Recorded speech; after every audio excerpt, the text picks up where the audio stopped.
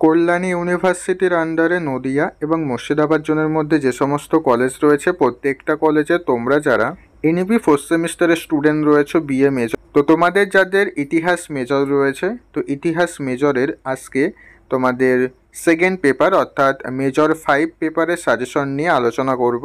তো তোমাদের জন্য মাত্র কিছু 5 এবং 10 নম্বরের গুরুত্বপূর্ণ প্রশ্ন আমি সাজেশন হিসেবে তৈরি করেছি। যে প্রশ্নগুলি তোমরা পরীক্ষার আগে পড়ে গেলে অবশ্যই এখান থেকে তোমরা 5 এবং 10 নম্বরের হুবহু প্রশ্ন কমন পেয়ে যাবে। এবং তোমাদের সুবিধার্থে বিগত বছরের মতো এবছরেও আমরা সাজেশনের পিডিএফ তৈরি করেছি। পিডিএফটা প্রাইসও খুবই কম রাখা হয়েছে, মাত্র 99 টাকা। তো সেই পিডিএফটা তোমরা কিভাবে নেবে সেটাও আজকের এই ভিডিওতে বলে দেবো। কাজে আজকের ভিডিওটা তোমাদের কাছে গুরুত্বপূর্ণ একটা ভিডিও হতে চলেছে, তাই প্রত্যেকেই ভিডিওটা প্রথম থেকে শেষ পর্যন্ত দেখবে।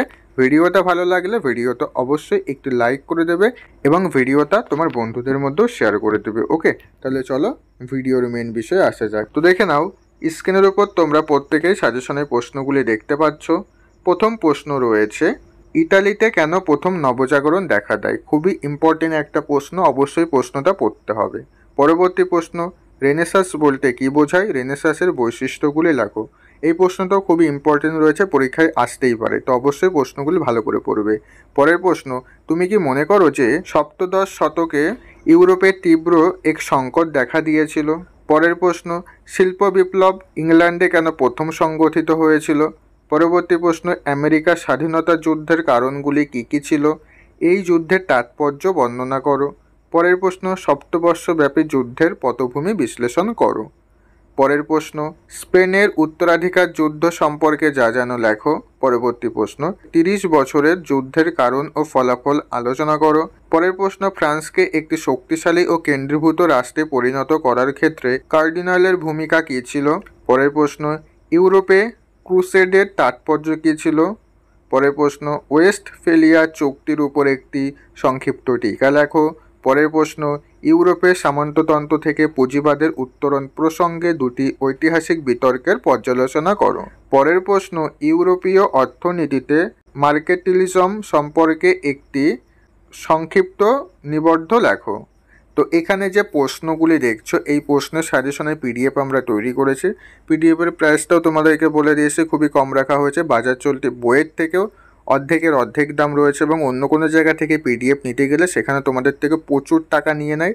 তো সেই টাকা থেকেও বাঁচতে তোমাদের জন্য পিডিএফের প্রাইস আমরা মাত্র 99 টাকা রেখেছি। বিগত বছরেও যে প্রাইস রেখেছিলাম এবারও সেই প্রাইসই রাখা হয়েছে। পার পেপারের জন্য তোমাদের 99 টাকা পেমেন্ট করে পিডিএফ নিতে হবে। এবং আমাদের পিডিএফে কী কী তোমরা পেয়ে যাবে, 2 নম্বরের প্রত্যেকটা প্রশ্ন এবং তার উত্তর পাবে গুরুত্বপূর্ণ, এবং পেয়ে যাবে 5 এবং 10 নম্বরের প্রত্যেকটা প্রশ্ন। এখানে তো একটা করে অথবা দেওয়া রয়েছে, পরীক্ষাতে অনেক সময় ইতিহাসের ক্ষেত্রে প্রশ্ন ঘুরিয়ে দেয়, তো সেক্ষেত্রে তোমরা উত্তর করে আসতে পারো না, তাই প্রত্যেকটা প্রশ্নর আরও 2-3টে করে অথবা দেওয়া আছে, যে এই প্রশ্নটা পরীক্ষাতে কত রকমভাবে ঘুরিয়ে আসতে পারে, তো অথবা দেওয়া আছে। এবং প্রত্যেকটা প্রশ্নের উত্তর সুন্দর করে পয়েন্ট করে করে সহজ ভাষায় লেখা আছে। তাই যারা পিডিএফ নেবে স্ক্রিনে দেওয়া নাম্বারে SMS করে অবশ্যই তোমরা পিডিএফটা সংগ্রহ করে নিও। কেমন? যারা বই কেন নেই প্রত্যেকেই পিডিএফটা সংগ্রহ করে নেবে, আর যারা এই প্রশ্নের উত্তর পাবে না তোমরাও পিডিএফটা সংগ্রহ করে নেবে। পিডিএফে সমস্ত প্রশ্নের উত্তর দেওয়া রয়েছে এবং এক্সট্রা কয়েকটা প্রশ্নও দেওয়া আছে। কেমন? তো এবার আসা যাক পরবর্তী প্রশ্নে। পরবর্তী প্রশ্ন রয়েছে, ফ্রান্সের ক্রুসেড বা ধর্মযুদ্ধের কারণ ও ফলাফল সম্পর্কে আলোচনা করো। পরের প্রশ্ন, স্থাপত্য, ভাস্কর্য, চিত্রকলায় মানবতাবাদের প্রয়োগ আলোচনা করো। পরের প্রশ্ন, পশ্চিম ইউরোপের সামন্ততন্ত্রের পতনের কারণ কী ছিল? পরের প্রশ্ন, চতুর্দশ শতকে ইউরোপের কৃষি অর্থনীতির সংকট দেখা দিয়েছিল কেন? পরের প্রশ্ন, ধর্ম সংস্কার আন্দোলনে মার্টিন লুথারের অবদান কী ছিল?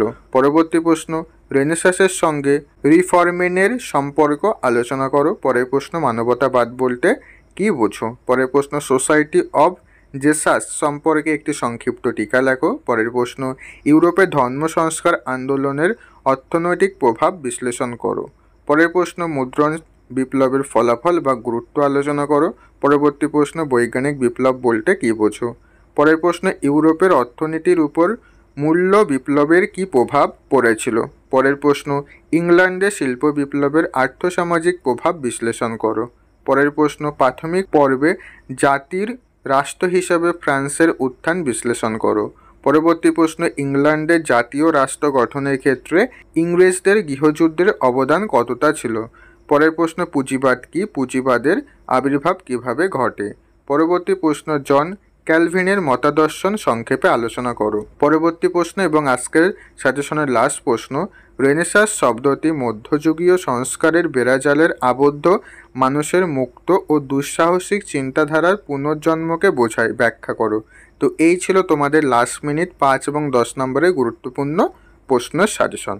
তো এখানে তোমরা অনেকেই ভাবতে পারো যে দাদা অনেক প্রশ্ন দিয়েছো, বইয়ের সমস্ত প্রশ্ন তুলে দিয়েছো। তো দেখো, এখানে বইয়ের সমস্ত প্রশ্ন তোলা হয়নি এবং তোমাদের ইতিহাস যে দুটো পেপার রয়েছে, ফার্স্ট পেপার সেকেন্ড পেপার, দুটো পেপারের সাজেশনের প্রশ্ন কিন্তু অনেক হয়, ঠিক আছে। তো এখান থেকে ইম্পর্টেন্ট প্রশ্নগুলি রাখা হয়েছে, খুবই কম প্রশ্ন রেখেছি। তো প্রশ্নগুলি প্রত্যেকেই পরীক্ষার আগে ভালো করে পড়বে। যে প্রশ্নগুলি এখনও পর্যন্ত পড়া হয়নি, পরীক্ষার এখনও 1 মাস মতো বাকি রয়েছে, সেই প্রশ্নগুলো অবশ্যই ভালো করে পড়ে নেবে। আর যাদের পিডিএফের প্রয়োজন, স্ক্রিনে দেওয়া নাম্বারে SMS করে অবশ্যই পিডিএফটা সংগ্রহ করে নাও। পিডিএফে সমস্ত উত্তর তোমরা পেয়ে যাবে। যারা এখনও বই কেনো নেই, প্রত্যেকেই পিডিএফটা সংগ্রহ করে নাও। প্রাইসও খুবই কম রাখা হয়েছে। পিডিএফ সংগ্রহ করতে স্ক্রিনে দেওয়া নাম্বারে SMS করে পিডিএফটা সংগ্রহ করে নেবে। সমস্ত সাবজেক্টে পিডিএফই রেডি রয়েছে, কেমন? তো এই ছিল আজকের ভিডিওটা ভালো লাগলে ভিডিওটা অবশ্যই একটু লাইক করে দিও এবং পরবর্তী কল্যাণী ইউনিভার্সিটির A to Z আপডেট পেতে তোমরা প্রত্যেকেই আমাদের এই চ্যানেলটিকে সাবস্ক্রাইব করে রেখে দাও। তারপর দেখা হচ্ছে পরবর্তী ভিডিওতে। তোমরা সবাই ভালো থেকো।